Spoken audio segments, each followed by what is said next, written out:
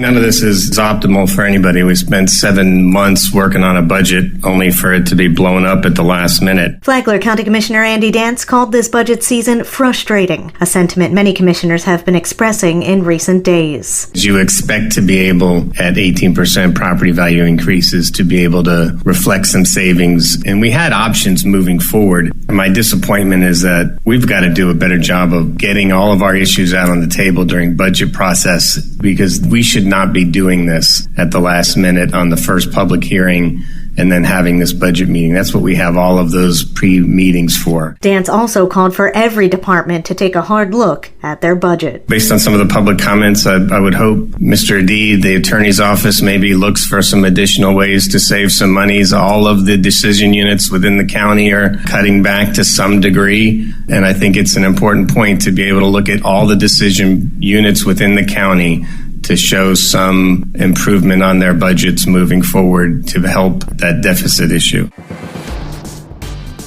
This local news is a service of Flagler County's Toyota dealer, Beaver Toyota, here to wow ya. 2 men are arrested in connection with catalytic converter thefts in Flagler County. 2 Jacksonville residents are locked up in Flagler County after being discovered in a vehicle linked to several thefts of at least 2 catalytic converters. Flagler County Sheriff Rick Staley. Thanks to the team that we have at the Sheriff's Office, the Real-Time Crime Center, and the technology that we have implemented since 2017, we were able to develop a suspect vehicle that we believe was involved in these thefts. We gave that information to our patrol deputies, and the patrol deputies spotted the vehicle in Flagler County. During a traffic stop, the vehicle fled and wrecked, with the driver fleeing on foot, quickly apprehended by our deputies in our canine unit. The passenger gave up immediately. This was great use of our technology and teamwork to develop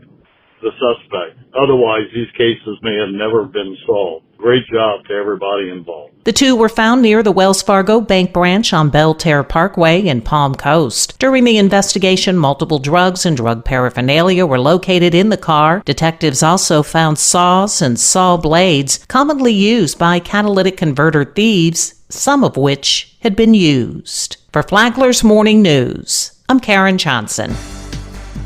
A vacancy on the Bunnell City Commission remains unfilled after a vote earlier this week. City Manager Dr. Alvin Jackson says the commission decided to hold off on making another appointment after Pete Young had to withdraw from accepting the position. The board voted 3-1 not to fill the vacant position at this time, and come March, we will have our general election. 2 seats will be up, and in this case, there will be a special election for the vacant seat to be filled till the end of that term. That makes the March election extra significant. So as always, it's very important for residents to get out and vote and to make sure that they have persons that they want to represent them on the commission. Young says he will likely be involved in that election. For Flagler's Morning News, I'm Rich Petchke.